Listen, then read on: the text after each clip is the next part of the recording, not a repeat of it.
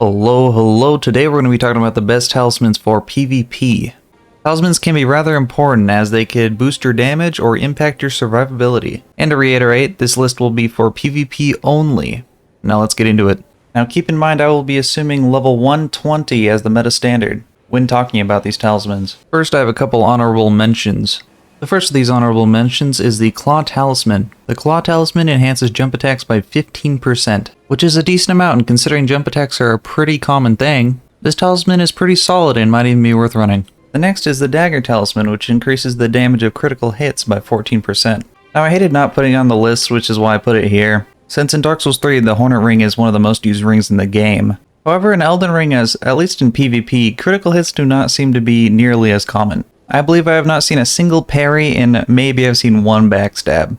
I don't know, everyone seems to be spamming skills and spells, and backstabs just don't seem to be as clingy. So yeah, that's why this is not included, but still in honorable mentions. Alrighty, starting off the top 10 list, we have the Bullgoat's Talisman. Now I'm surprised that this made it to the top 10 list. I thought this was going to end up in honorable mentions. But the Bullgoat's Talisman raises poise by nearly a third, which is quite significant. Now poise in Elden Ring is actually quite nice. Especially if you want to trade, this talisman can come in quite handy. Next up we'll have a tie at 9th place, being Radagon's Sword Seal and America's Sword Seal. Now the reason that these two are tied is that they both increase 4 respective attributes by 5. However, when wearing them, you will take about 15% more damage. Now at level 120 you may still want some more stats, and these can fulfill them. They are very solid picks and I would recommend them. Now next up we have the Green Turtle Talisman, which increases the stamina recovery speed by about a sixth. This can overall be pretty good, especially if you have low endurance. And yeah, stamina management is important and this can help with managing it. Now next up we have Lord of Blood's Exaltation, which will raise your attack by 20% when blood loss is procced while you're in the vicinity. Now if this was a PvE tier list, I'm sure this would go much higher. However, even bleed builds may struggle to use this talisman effectively when in a PvP scenario. The reason that is because if you've got a bleed proc onto somebody, you've basically already killed them and the extra attack doesn't mean much.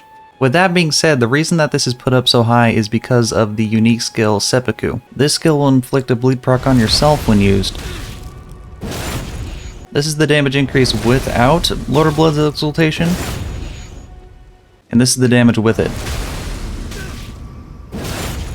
Now my issue with this talisman is that the buff only lasts about 15 seconds, which puts you on a real time crunch when in a PvP scenario. Now that being said, it is still a significant attack boost, and that is why it is placed here. Now at 6th place we have another tie between Graven Mass Talisman and Frawgue's Canvas Talisman, which increases the power of sorceries and incantations by 8% respectively. These are must-haves if you're running sorceries or incantations, despite the increase only being 8%. That is significant enough that you're going to want these. Next up we have Radagon's Icon, which shortens the casting time of sorceries and incantations. Now this will count as a whopping 30 extra dexterity when casting spells. And apparently when your dexterity is about 20, it's about a 10% increase to your casting speed. Now if you're not already running a large amount of dex, this is a must-have if you're casting spells, as they will come out faster and you'll be vulnerable for less time and your opponent has less time to react. Truly a great talisman for spell builds. Number 4 we have the Shard of Alexander, which will increase the attack power of skills by 15%, which is quite significant when compared to Graven Mass and Frawgue's Canvas talismans,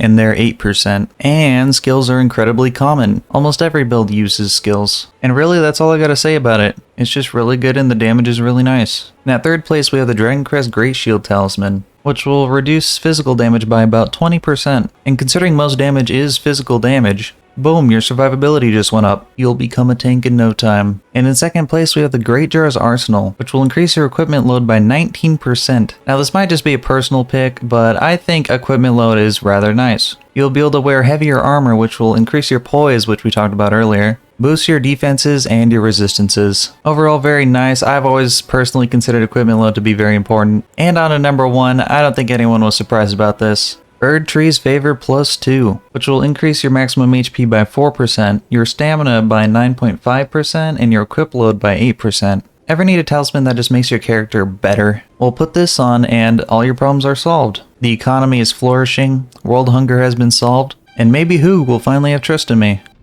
Now, let's go smithing. See, it worked. And yeah, that'll be it for this top 10. If you like this video, feel free to like and subscribe. And if you disagree with anything in this video, feel free to let me know in the comments down below. And that'll be it for me today. Have a good one.